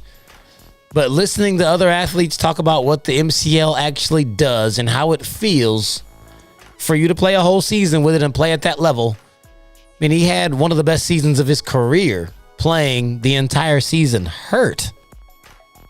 I mean, that's nuts for him to have been able to even finish the year playing on that, let alone won a Super Bowl and a Super Bowl MVP on top of it. But there's a whole nother underlying issue to this whole thing. He says that this happened near the end of his last season in New England, which was in 2019. That could potentially be a violation of the injury report policy, which has quite a few consequences and stipulations. I mean, as you would assume, you are like all NBA teams are required to disclose all player injuries weekly. They have to let folks know what's going on to the league so it can be let, like the rest of the league, like all the other teams can know what you have going on. So, I mean, you can be subject to commissioner discipline that could be anywhere from a fine for the team, can be a fine or a suspension of the player, and it also could be a loss of draft picks for the team. I mean, that is the penalty for not disclosing injuries. And I mean, he said that it happened all the way back in New England, so this now involves both teams. He possibly could implicate that New England knew about it and they could get fined and dock draft picks for it, as well as his new team in Tampa that could get fined and dock draft picks, in addition to him being suspended and fined for this whole infraction. So, I mean, you really got to take a step back and look at it and be like, man, why would he even do that? Why wouldn't he just gotten the surgery after the season with New England? Well, I can make sense of that for you. If he had gotten surgery back in March when he decided to leave New England last season, they likely would, no one would have picked him up. He had just a handful of teams that were actually interested in taking him. He's a 42-year-old coming off of a knee surgery. Tampa wouldn't have signed him. The Saints wouldn't have signed him. None of the teams that were reported that were actually interested in him would have signed him coming off of a knee surgery at 42 years old. So he just sucked it up, kept it concealed, and came out and balled. I mean, I really feel like the biggest penalty that Brady would really actually get out of this would be a 2-game suspension and a fine, which I feel like they would give him 2 games because they know that he would appeal and it would get reduced to 1 game. So 1 game and a fine. be happy birthday to the Dallas Cowboys who opened the season against Tampa Bay. You get to play against Tampa without Brady, which possibly could help your win total. And as bad as your division is, that one game could really change the complexion of your season. And that would probably be the lasting impact of Tom Brady getting a one-game suspension. I mean, I don't think it's a big infraction. It's really not that serious, but just as to the letter of the law, there's going to be people that start making ridiculous names out of this. They're going to call it MCL gate, knee gate, whatever else they want to call it. Everywhere he goes, they call it cheating. They still say New England is cheating. So, I mean, folks are going to do what they do. They'll troll. Brady's going to do his thing. I mean, it's nothing short of amazing that he was able to actually have a season that good playing on such an injury. So, I mean, hats off to him. I'm not rooting for him. He doesn't play for me anymore. So I hope you lose this year. That's what I have to say about that. So, man, before I go into the topic of the hour, the lasting AFC East, one more time, I got to throw this thing to my main man, Mike Beasley, so we can pay these bills one more time. Then I'll come back and tell you about the Bills, the Patriots, the Dolphins, and the Jets. Expectations versus reality. It ain't stopped. I'm going to give you the whole spiel. You ain't going to like it. So stay tuned and get your popcorn ready. Yeah, ladies and gentlemen, Famous Facts feeds going in like always. We appreciate you tuning in tonight. You know what I'm saying? Wednesday night. It's the Tuesday night edition of the Petty Sports Show. We coming on this week, Tuesday, next week, Wednesday. Like Fees mentioned earlier, we will be going back and forth from week to week. Every other week, it'll be Tuesday. Every other week, it'll be Wednesday. So same time, 8 o'clock. So be sure you are mindful of that when you're watching out for us. But one way to avoid it, go like and subscribe to the pages. Follow the pages, Petty Sports with a Z. Petty Sports with a Z. Hit that thumbs up, hit that subscribe button. And anytime they go hot, Adam, Famous Facts Feeds, you'll be there tuned in when they go hot and heavy on the latest and greatest in sports. All right. Go over to the podcast platforms, iHeart, Google, Spotify, Apple. You know what I'm saying? You can hear all of the previously aired shows right there under Petty Sports with a Z. So be sure you go and check that out as well, and continue to share the show. We greatly appreciate you tuning in, and we see you in the chat room, Wesley. You said the Titans did it to him. Oh man, you really going in. That's what's up. 678-871-9602. 678-871-9602. That's how you can be a part of the show tonight. So feel free to call in. You know what I'm saying? Don't leave feeds up here lonely like that. You know what I'm saying? Where you at? Where your ad was at. You know what I'm saying? Go check out kingsbroadcast.com. Spend some money. We appreciate it. Support black business, support black business, support black businesses, because we do too, ATL. Ho. Back to the race schedule program. Yeah. We have finally arrived to the AFC East. I see Wesley is a little hyped about it. He said he wants to bet me on the Patriots-Titans game. What do you want to bet, Wesley? Bruh. Let me know. I ain't got no faith in your depleted team. All you got is an offense. Y'all defense is garbage. We worry about Tennessee, the one-hit wonder. You made the AFC Championship one time, and you won't be back. Shots fired! Shots fired! But we're not here to talk about y'all. Granted, we do play the AFC South, so we will mention the Texans, or the Texans too. But the Titans, y'all will get plenty of mention because our division plays you this year. But we're talking about the Bills, the Dolphins, the Pats, and the Jets. Last season, the Bills finished in the division 13-3, won the division, lost the AFC Championship game to Kansas City. So, I mean, we're going to start with their expectations. The Buffalo Bills are expecting a 14-3 type season this year. They expect to win the AFC East again. They're expecting the number one seed in the AFC, and they're expecting a trip to the Super Bowl. They have very high expectations, and they earned them. They had a great season last year, rallying around quarterback Josh Allen. I mean, in reality, they added Matt Breida to an already explosive and potent offense, and he's a home run hitter when you get him in space. He's got that crazy breakaway speed. Josh Allen will more than likely be an MVP candidate this season, and the Bills are a legit contender. I can't scoff at them. I don't like them, but you got to respect it. They're a good football team, and they're going to be good for quite some time. So, let's look at what they've got on deck for their schedule.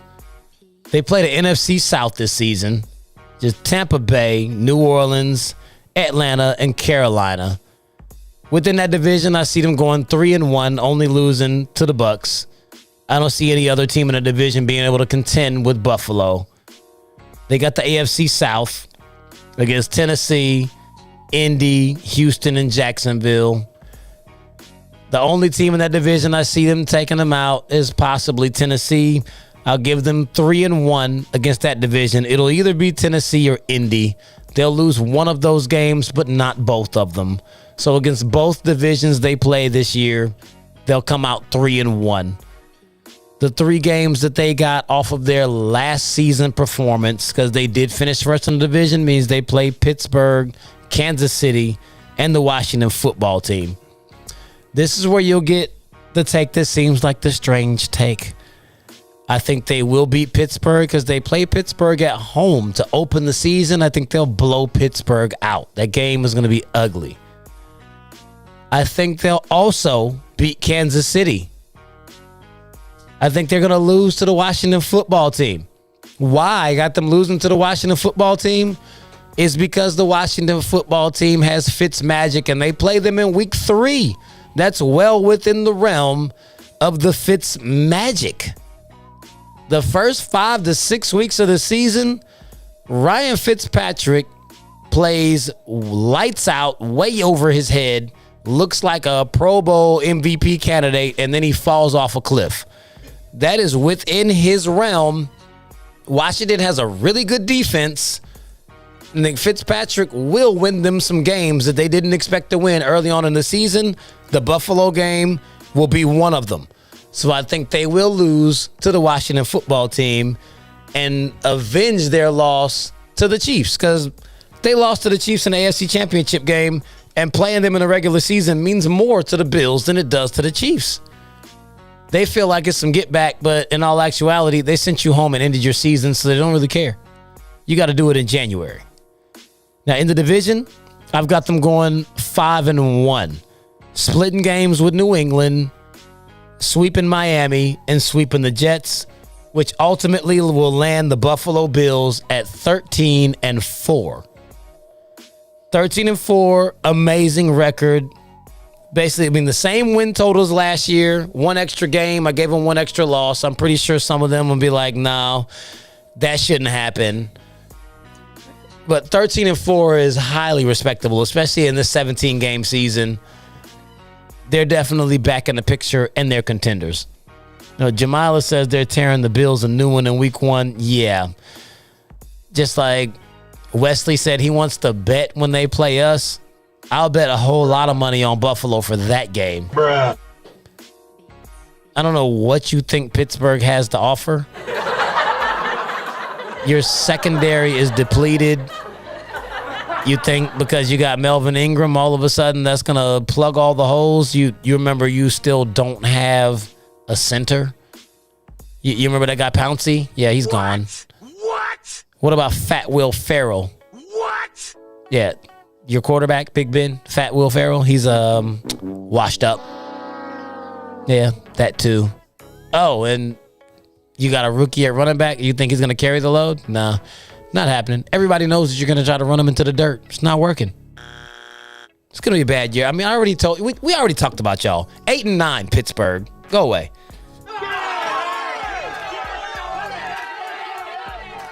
We're going to move this thing on along to the Miami Dolphins.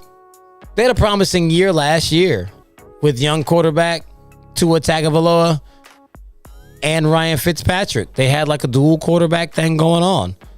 They went 10-6, barely missed the playoffs last season. So, their expectations, they're going to be looking at with adding an extra game to the season. I'm assuming that they're expecting like a 12-5 type of year. They're expecting to win the division. They're expecting to make a deep playoff run. Whether you go to the divisional round, possibly an AFC championship game, I mean, they're really just expecting to make some moves this season. The reality, though, Tua Tagovailoa is not ready. You lost Fitzmagic, which was the safety net. They took Tua out of 2 games of his 9 starts to put Fitzpatrick in to try to save him because he just folded. And the most telling thing that we heard from any of that did not come from the coaches.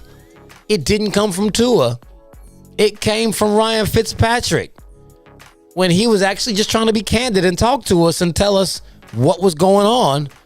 He said he was working with the Rook, telling him about the coverages and how to throw guys open because Tua is not comfortable throwing the ball to wide receivers who are not wide open. Man, I don't know how he's supposed to get over that. Everybody at Bama was open. You don't have those kind of wide receivers anymore. You brought in Jalen Waddle, but last I checked, he didn't play last year. Bruh. He got hurt the first game. He had 3 catches in the national championship game and limped off each time. I don't know how healthy that guy is. He was a monster when he was healthy, but is he healthy? What the hell is the deal with Miami Dolphins picking injured Alabama players? You picked Tua while he was hurt, hoping he'd come in and do his thing, and then you turn around the next year and pick Waddle. Bruh. What, is Miami the pipeline for injured Alabama players? It's just dumb. I mean, you lost Shaq Lawson. You lost Kyle Van Noy. Your defense is going to drop off. This isn't going to be a good year for you, Miami. I hate to tell you.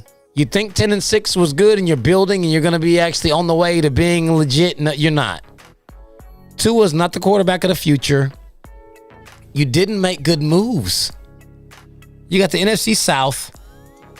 You got to play, I'm not even going to just rattle off the teams. The reason for my record for Miami is because of the way their schedule is scaffolded. Weeks 1 through 5, you start off at New England, then you play Buffalo, then you play at Vegas, then you got the Colts at home, and you go to Tampa Bay. You're going 0-5 to start the season. That's a confidence killer, especially for a young quarterback like Tua. He was 6-3 as a starter last season. For him to come out and start the season 0-5, that's going to be catastrophic to his psyche and his mental moving forward in the season. Then you turn around in week 6 through 10. You're going to go to London to play Jacksonville. You should be able to beat Jacksonville. I got faith in y'all to beat them. Jacksonville is definitely an emergent and brand new football team. Then you got the Falcons the week after you play Jacksonville. So you got to come back from London and play the Falcons, which Atlanta should beat you. Then you go to Buffalo. That's a L. You should be able to take out Houston because for all we know, Deshaun Watson ain't playing. So nobody's picking them to win any games. And that should be a W for everybody. And then you got Baltimore. Not beating them either. So I got you going 2-3 in those 5 games. So now you're 2-8 through 10 games. You're already out of it. Then you'll finally get to a stretch of games where you actually should be able to have a little bit of success. Weeks 11 through 15, you play at the Jets. You got Carolina, the Giants. You finally get a bye in week 14. Then you play the Jets again. In those 4 games, I'm giving you 3-1. Feel like you should be able to sweep the Jets. I think you can beat the Giants. Then Carolina will be the team that gets you. Just because they have a brand new system. They brought in Sam Darnold, who is comfortable playing against you because he spent his entire career playing against the AFC East. So he's not going to be confused by any of your defensive sets. You don't have any impressive defensive players to scare anyone. So then Carolina will be the team in that 4-game stretch that'll get you. You'll go 3-1 in those 4 games. So now you've gotten your record to 5-9. You still suck. Your last 3 games, you've got at New Orleans, at Tennessee, and then against the Patriots. You're going 0-3 in those games. It doesn't matter if it's Jameis Winston or Taysom Hill. You're not winning in the Superdome. You're not going to Tennessee to beat the Titans, who will more than likely be jockeying to try to win their division and better their playoff position at that point. And this New England team with Cam Newton is not the same New England that you used to beat in South Beach every year. You won't win any of those games. You're going 0-3 in those 3 games. The Miami Dolphins will be 5-12. Extreme regression. You won 10 games last year. You're cutting to 5 games this year. Tua Tagovailoa is going to be on the hot seat. And I know you look at his 6-3 record last season and be like, how can I really just discredit him like he wasn't doing what he was supposed to do to win? It's because of what happened. In those 9 games he won, he had 3 games under 100 yards passing in 9 games. And the team went 2-1 in those 3 games. They actually don't need him. Well, they didn't need him last year to throw for a lot of yards to win football games. It was all the defense. The defense was saving him. The defense has gotten worse, and the offense has lost weapons. There's no more Matt Breida either. So, I mean, we look at the couple of games that he had that he actually balled out. He had 2 games over 300-plus yards. He averaged 53 passing attempts per game in those 2 games and 338 yards. I mean, that sounds like he has some really decent numbers. And in a vacuum, yeah, they would be. But he had 3 touchdowns and 4 interceptions in those 2 games combined. And that's because they were down by 20-plus points in the first half of both of those games. He was forced to throw the ball the whole game. You can't rely on Tua to throw the ball that much. I mean, maybe he's gotten much better in training camp because he didn't get an off season and OTAs and everything else to really get himself together. But based off of what we saw last year, there's no reason that I could give him the nod to think that Tua is really the answer. I think Miami dropped the ball this year. They really should have drafted another quarterback. They had the number 3 pick, shouldn't have traded it. Say, hey, if you got it wrong, you got it wrong. Did you not see what the Arizona Cardinals did? They picked Josh Rosen at number 10, turned around the very next season and picked Kyler Murray number 1. You say, hey, we can admit we screwed up. We'll just pick another one and get rid of them. That's what you should have done. And now you're about to pay the price for it. It's a shame. I mean, hey, I don't hate it for you. I'm not a Dolphins fan.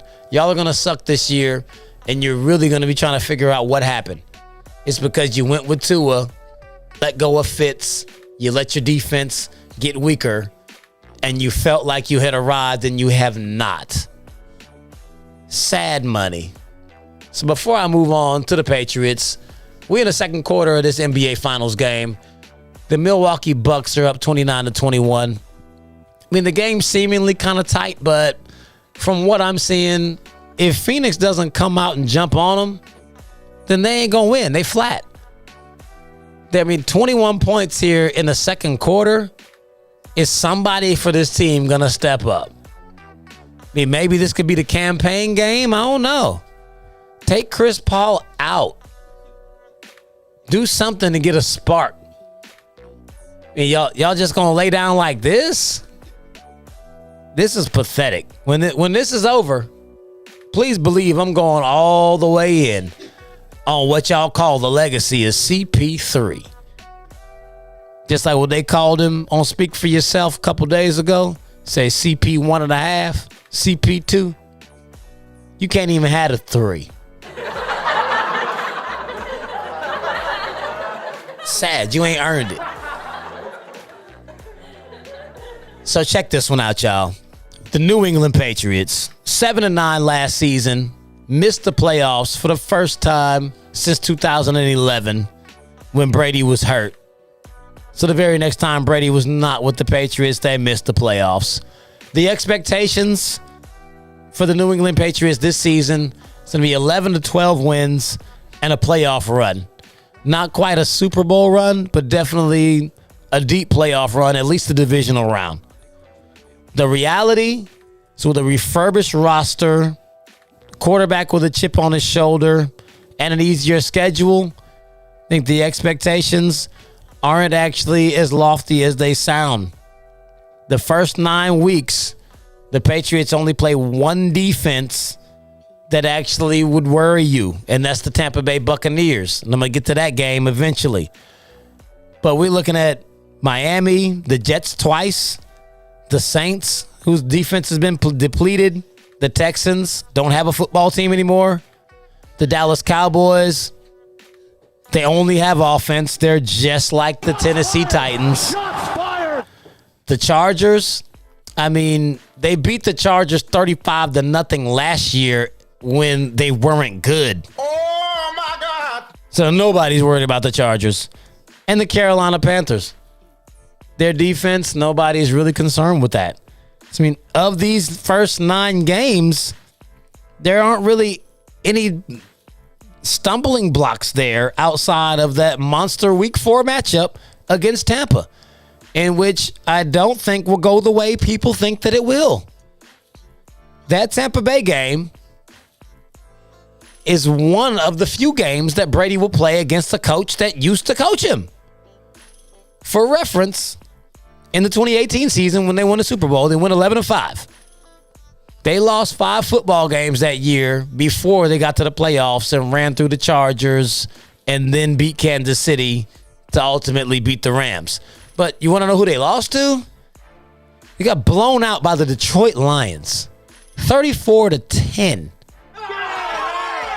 You want to know why? Because Matt Patricia was the coach, and he spent years running that defense against Tom Brady in practice every day, and he knows exactly what Tom Brady does not like and how to disrupt his timing and make life difficult for him. It happened again that season. Same score, 34-10 again. You know who it was that time? The Tennessee Titans. It was Vrabel. Same story. Brady doesn't always fare well against coaches that were formerly Patriots. He doesn't have a great record against the Houston Texans either in Bill O'Brien's snit. Granted, he's not there anymore, so Houston is not even a thing. But the fact still remains that coaches that used to coach him know him, and they know how to rattle him. So if you seriously think that Bill Belichick doesn't know how to get into Tom Brady's skin, I don't know what you've been smoking. Bruh. And I mean, in addition to it, they've brought Matt Patricia back. Matt was the last one to do it. He's back on staff with the Patriots, and you know good and well that Bill knows what to do to slow Tom down. They've drafted, a ridiculous amount of defensive players, but they didn't draft them all. They picked up everybody that was a free agent. Like, the whole free agent class went to New England this year. That will be a game to look out for. I think New England beats Tampa in New England for Week 4 in this grudge match. But against the NFC South, Tampa, New Orleans, Atlanta, Carolina, I think because of the way the schedule is laid out, they got New Orleans in Week 3, which I don't think will be a problem. The Tampa game is Week 4. Where the issue will come is the Atlanta game. I don't think the Falcons are better than the Patriots, but the Patriots do play the Cleveland Browns the Sunday before they play the Falcons on a Thursday, on a very short week, which is before they even get a bye. So it's not far-fetched to think that Atlanta will catch them slipping just off of fatigue, having to play 2 games too fast without even having a bye. So I could see Atlanta potentially catching them, and Carolina. No, those are the 2 teams that you would think that I would say that they would beat and lose to Tampa and New Orleans. But because of the way the schedule is laid out, I've got them potentially going 2-2 against the NFC South, more than likely 4-0. I would give them 4-0, given they win that Tampa game. But the Atlanta game was a trap game because of where it's sitting. And wouldn't be surprised at all if they were to lose that one. Against the AFC South, Tennessee, Indy, Houston, Jacksonville, 4-0 against that division. There's not a team in that division that they're worried about. Bruh. Tennessee has the all-star wide receiver cast and Derrick Henry, and they don't have a defense that can stop a nosebleed. What? Ryan Tannehill now has extreme and immense pressure on him to perform. And there will be many games where he doesn't because it's too much. The 3 games they get based off of last year's performance, finishing 3rd in the division, got the Dallas Cowboys, the Cleveland Browns, and the LA Chargers. That's another interesting setup because of how those games are laid out. They go to the Chargers, and the week after, they go to Cleveland. Like, that's a lot of traveling. You got to go West Coast, and then the next week, then you play a really strong Cleveland Brown team, which I would take New England to beat Cleveland most times. I'm going to go 2-1 in that stretch. They'll beat Dallas. They'll easily beat the Chargers. Cleveland could be another L. In division, I already told you I had them splitting with Buffalo, sweeping Miami, and sweeping the Jets. So I've got 2 records for you. Depending on what happens in these, like in the NFC South matchups. If they go 4-0 against the NFC South, I've got the New England Patriots finishing the season at 15-2, winning the division. Now, I know people are like, there's no way in hell. Y'all have been saying it for quite some time. Bill Belichick is going to reassert himself as the GOAT that he is of coaching. 15-2, confident Cam Newton. Mac Jones will not play any significant snaps this season. That's where the Patriots will be. Last and certainly least, the New York Jets. 2-4 last season. 2nd overall pick in the draft. Their expectations will be for them to get an offensive spark out of Zach Wilson. They feel like they got a coaching upgrade with Saleh. They really want the turnaround just from a 2-win season last year. I think they're expecting 6 to 7 wins, which would be a pretty massive uptick from a 2-14 season. Something similar to the hopes that the Chargers and the Bengals have coming into this year. They're expecting to have a season like them this coming season. That's the best I can say they're looking for. The reality, Zach Wilson is not the transcendent quarterback that they're hoping for. I've already told you multiple reasons why. But just to give you a quick, small rundown, didn't play anybody, threw a bunch of 50-50 balls. He's not overly athletic. He doesn't have the tools to carry that team because that team does not have the weapons to even support it. Shots fired! Shots fired! It's still a bad football team. Against the NFC South, Tampa, New Orleans, Atlanta, Carolina, 0-4. The Jets aren't beating any of them. What? I don't really see any way that they win a single game in that stretch. Against the AFC South, Tennessee, Indy, Houston, Jacksonville, they're not beating Tennessee. They're not beating the Colts. I think they'll be neck and neck with Houston for the number 1 pick in the 2022 draft. Bruh. They're just as bad as the Texans without their star quarterback. That's where the Jets are sitting right now. They could possibly beat Jacksonville. Jacksonville is pretty much a rebuild project, but we don't know what Jacksonville will be. Jacksonville could be decent. As it stands, I would say that they could beat Jacksonville. So 2-2 against the AFC. Now they're 3 games, which you think would be a blessing because you finished last in the division. You get to play against the other last place teams in their divisions. But that landed you the Philadelphia Eagles, the Cincinnati Bengals, and the Denver Broncos. Jalen Hurts, in his first full campaign as a starter, Jets ain't beating them. Cincinnati with a healthy Joe Burrow, a healthy young wide receiver core. They got T. Higgins. They got Chase, Jamar Chase, Joe Mixon. They got a decent little offense that they're working with in Cincinnati, and I don't see the Jets having anything for it. They ain't beating Cincinnati either. Denver Broncos, they've been touting a pretty stout defense. And now they got Teddy Bridgewater, so that's a little bit of stability, along with Melvin Gordon, my bad. Melvin Ingram is the dude who just went to Pittsburgh. They got Melvin Gordon, still got Phillip Lindsay, Jerry Jeudy. I mean, Denver has a little bit more to work for and look forward to than the Jets. So I got them going 0-3 in those games. So then you get to the division. Buffalo? Yeah, right. 0-2 against the Bills. Patriots? Not happening. 0-2 against New England. And even as rebuilding, resurgent as the Miami Dolphins are supposed to be this season, which I just gave you the breakdown, 2 of those 5 wins that I gave the Dolphins will be against the Jets. The Jets are a bad football team. I don't know what y'all think Saleh is going to do.